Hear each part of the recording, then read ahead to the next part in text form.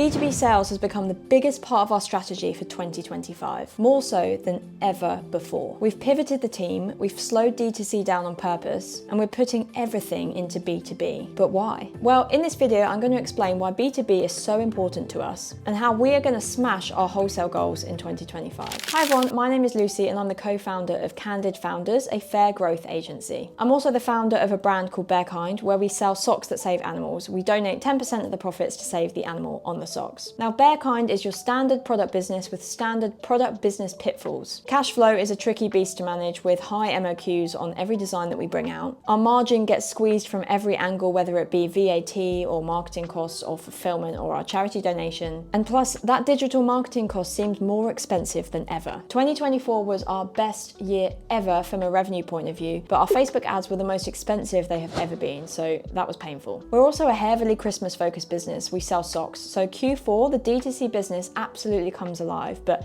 Q1 to Q3, B2B is really the cornerstone of our business. Our B2B channel is consistent and it's a growing business all year round. Our average order value naturally is about 10 times higher than on D2C, and our lifetime value for these customers goes up and up every year. The marketing cost is zero until you account for our time on the channel, but generally acquiring customers on this channel is a lot cheaper for us than on D2C, and the customers tend to spend more and stick around for longer. And of course, B2B is marketing in itself because our brand is out there on other people's websites and in other people's stores. And with the appearance of channels like Faire, servicing costs on wholesale have gone down because a lot of people are self-servicing on wholesale now. And so you can see why we love this channel. And it's also why Q1 to Q3, we really are a wholesale business. Our website continues and we do have D2C emails. We have a small amount of social media going out as well. But mostly we're not focusing our efforts on there. And every year we increase the focus on wholesale. The return on D2C outside of Christmas is nowhere near as high, so we just don't want to put so much energy in when the return isn't there. Instead, we're putting all of our energy into B2B on Bear Kind and our Candid Founders agency. So that is our why. Now let's cover off the how. What does success in the B2B channel look like in 2025? The question on everyone's minds. Well, I'm going to go through our 2025 strategies now. First one is, surprise, surprise, it involves Faire. We will be doubling down even harder to put as many leads as we can through our acquisition flows to stimulate more growth on Faire. The algorithm loves us already, so we just want to continue this trend. Faire is only getting bigger and we really want to continue riding those coattails. Plus, self-service is only becoming more and more of a thing as more millennials and Gen Z enter the workforce. And trade shows are still a part of that strategy, so we attended 2 last year. We started the year off with Spring Faire and we went to Harrogate Home and Gift in July. This year we're currently only booked on for Spring Faire. It went so well for us the year before that we just thought we really needed to do it again. We got so many sales, connections with big retailers, even sales agents, and genuinely we really enjoyed it, so we signed on for another year. Time will tell if it was worth it. We're not going back to Home and Gift in Harrogate this year unless anything drastic changes. They are putting it back on during school holidays, and we think for that reason the footfall just wasn't there. Distributors and sales agents are also becoming a massive part of our strategy. So last year was actually the first time that we signed on sales agents. So we have a few in the UK doing really well. We've also got feelers in Asia and America, but we're looking to sign on more. We think it's going to be an amazing part of our strategy. So if you are, or if you know of, a sales agent or a distributor that's looking for a high growth brand in the B2B space, we would be interested, so you can get in touch. Partnerships and collaborations. In general, I'm seeing this as a big trend.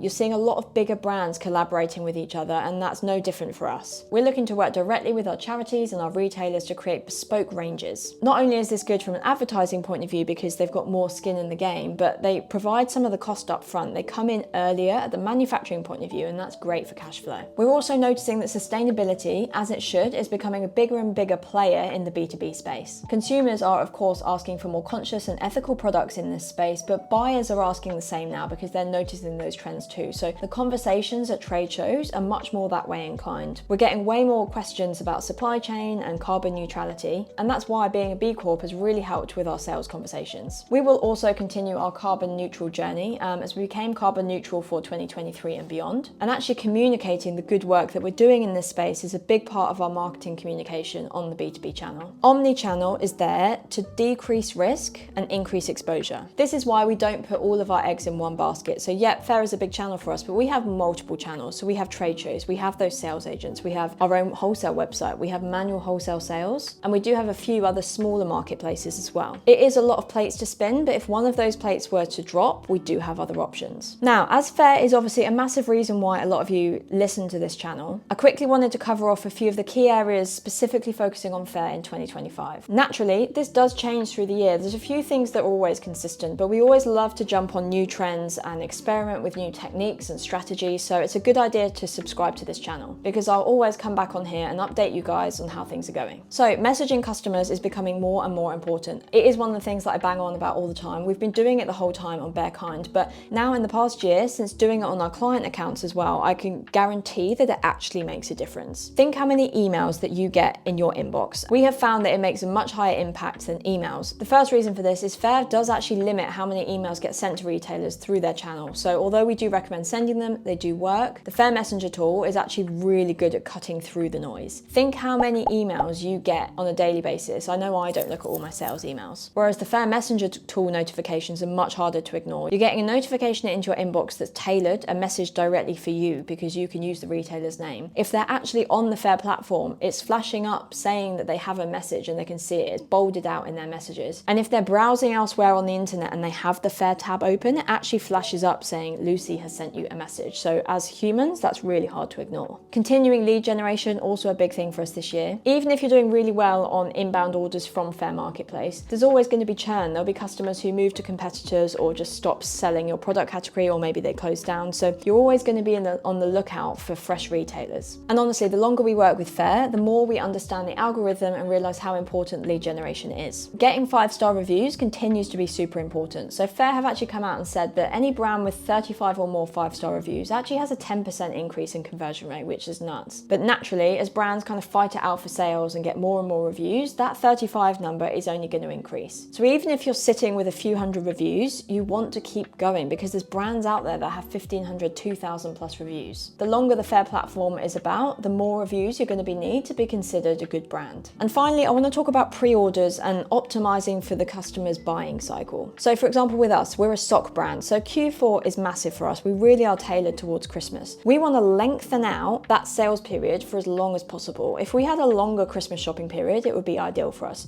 So we're kind of trying to recreate that. The first thing we do is we actually sell our Christmas stock to retailers during Faire summer market. So we allow them to pre-order it. We also sell our Christmas socks at slightly cheaper on a unit per unit basis than our main socks. And that's because we really want to sell as much of this Christmas stock as possible. It's actually really damaging from a cash flow point of view to have too much Christmas stock sitting there at the end of the year, because then we can't resell it until the following year. And in order to extend that buying period for Christmas, we're bringing in our Christmas stock earlier this time round. So in 2024, we brought it out in October, which works. The retailers are happy with that, but we're going to try bringing it out at the start of September this time. This gives us a whole extra month of sales, a whole extra month for our retailers to be selling this stock as well. So in theory, they could end up buying more from us because they've got more time. Also, if we go gangbusters on a specific design in September, we still have time to order that design and restock before the end of the year. And that's really powerful. So lots of awesome strategies there that you can steal and you have the opportunity to focus on in 2025. As always, I will share updates throughout the year. As with online sales, anything can change, and possibly the next big thing for Faire isn't even on my radar yet. So watch this space. I hope you found this video useful.